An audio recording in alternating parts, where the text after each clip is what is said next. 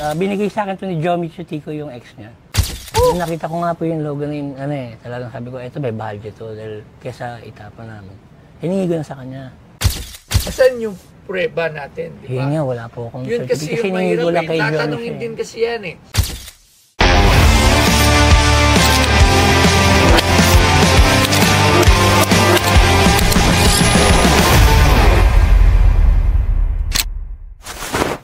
Totoo pala yung ano niya.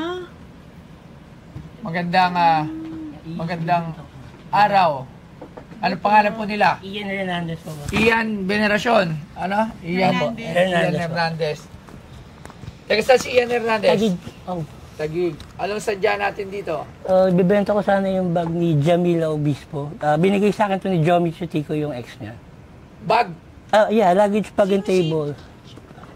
Si Jamila. Ng Viva Box. Oo! Alam Si mo, Jamila. ano yan? Tignan natin, ano yung bag na yan? Luggage bag nila sa PBB. First edition ng PBB Teams. Tapos, table din.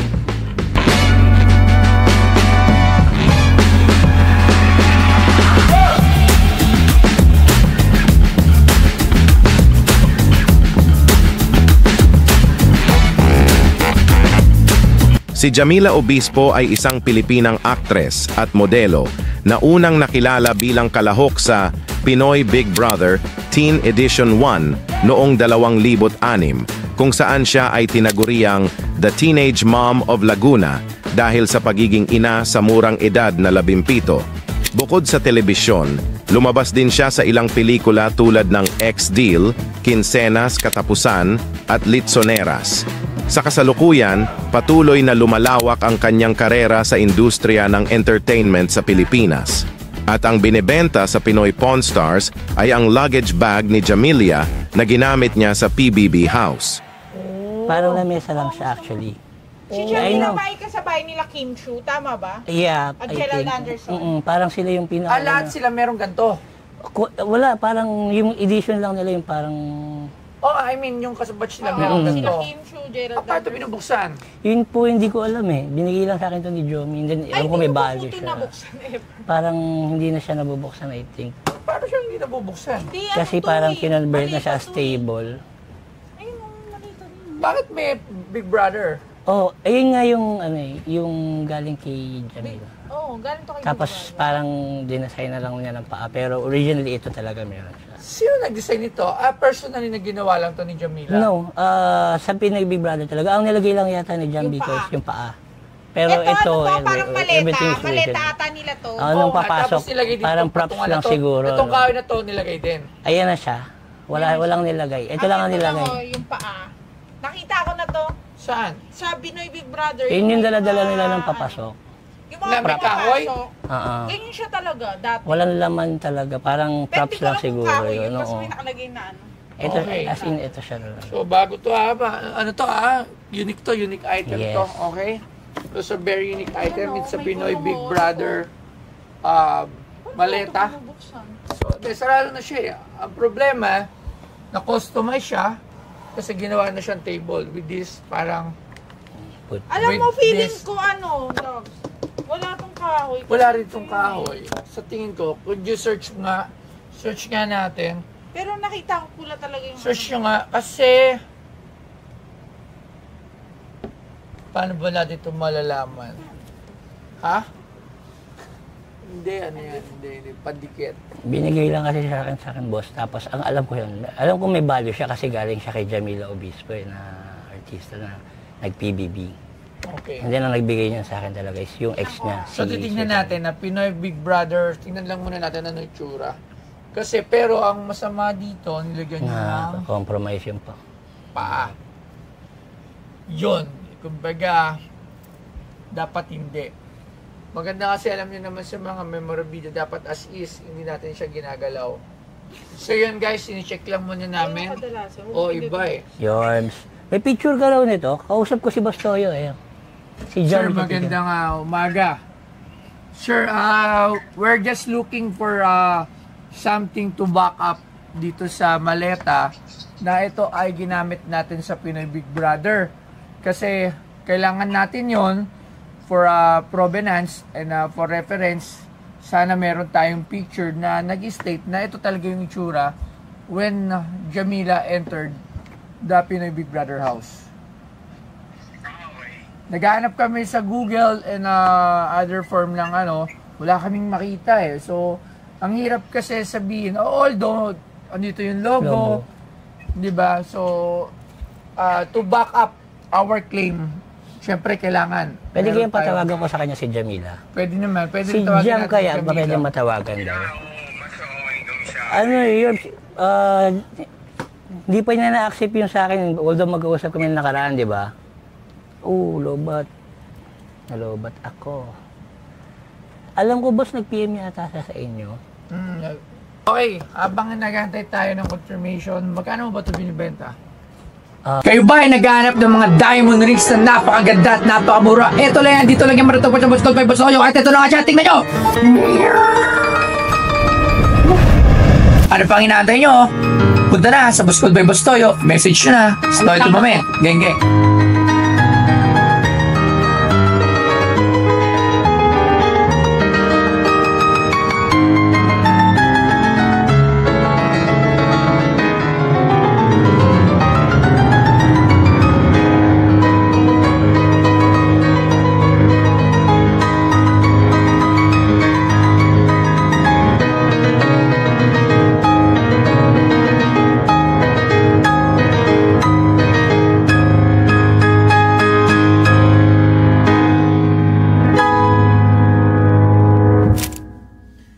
Asking ko sana dyan, sir, kahit mga 30. Ang cute eh, no? Ang cute eh. Alam mo, gusto ko.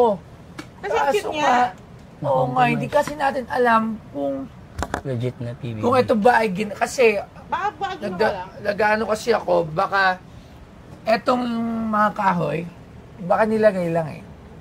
Hindi natin sure kung pinagawa Kinonfirm lang. ko sa kanya nung nakaraan bago pumunta rito. Dahil sabi niya sa akin kasi, siya yung mag-PPM sa'yo para... Nag-PM, di ko ma-PM kasi sa IG ko, naka-restrict yung IG ko eh. Ang sabi niya sa akin is, ito lang ang nilagay niya. The rest is original. Paalang daw talaga. Pero, Yes. kaso bakit nakalock? Yun na nga, parang nakafix. Parang Hindi, props lang yata nakafix siya eh. na to eh. Kaya Yun nga ginawa eh. niyang lamesa kasi parang props lang nila nang papasok sa loob. Okay. Kumbaga, Kasi tingnan mo. oo nga eh. Nung nakita ko nga po yung logo na yung, talagang sabi ko, eto may budget to dahil kesa itapon namin. Hiningi ko na sa kanya. Tapos sabi ko, Yun lang dadalhin talaga, ko the na. problem natin dito is yung backup na claim na this is bag talaga na used for the PBB Teen Edition Season 1 yan. Season 1. Asan yung prueba natin, di Yun ba? nga, wala po akong Yun kasi certificate. yung Hiningi ko mahirap lang eh. kay John Tatanungin siya din kasi yan eh. Kasi pwede tayo magpagawa ng ganyan kung walang magba-backup sa atin or kung sino man inside the PBB house na ganyan talaga siya. Ang hirap pang hawakan eh. Pero kung sakali nga na ito ay galing talaga sa PBB Teen Edition 1, sakali, I'm sure, boss, kasi kaharap ko lang nung isang araw tsaka kahapon si Jamila. Oo, naniniwala naman ako doon na galing. Ang tanong ko lang kasi yung itsura talaga ng galing doon sa Pinoy Big Yun lang. Brother. Kasi kung ito ay kinostom with this, ito pa. Yun nga, yun lang ang Lagyan pa nagka-problema nito. dyan. Di ba? Kumbaga nasira eh. Nasira yung piece. Sayang. Bakit nila ginawang table? Ang alam ko dyan is ginagamit niya before sa taping para make it easy. Parang meron siyang upuan or Okay, so ito masabi ko sa iyo, without the proper documentation nito or proper evidence or proper na meron tayong panghawakan para ito nga talaga lang doon, siguro bibiling ko to kahit wala nun.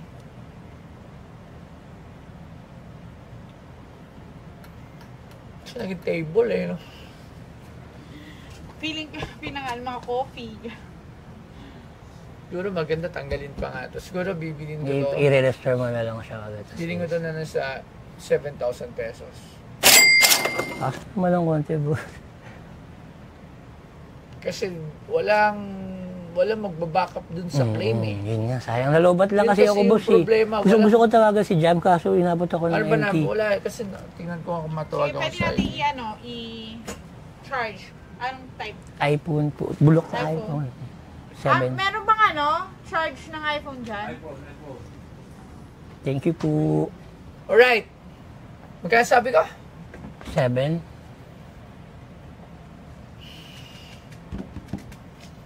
Sa tingin ko, yun lang talaga eh. Tataas ba value niya boss pag halimbawa nakausap na si Jamila? Hindi. Tataas yung value if meron tayong provenance of pictures na nakita yun natin nga. siya doon. Na nandun siya sa Pinoy Big Brother house. Ito, nakita talaga siya doon. Kasi, para natin sasabihin sa tao na yan ay nandun talaga sa Pinoy Big Brother house. If walang supporting na pictures, Documents or... oo. Kumbaga, syempre, when you're selling something and when you're buying something, I'm not saying na telling naman na hindi kita pagkakatiwalaan. Okay, pero kasi sa ibang buyers din, ganun din yun. Kunyari ako, pupunta ako sa isang shop to buy something. Nakalagay dyan, Pinoy Big Brother maleta. So, tatanungin ko syempre, yan ba talaga yun? O saan ang katunayan? Saka Saan ang bakit may ebidensya? paa, diba? Bakit may paa? Or diba, walang to back it up eh.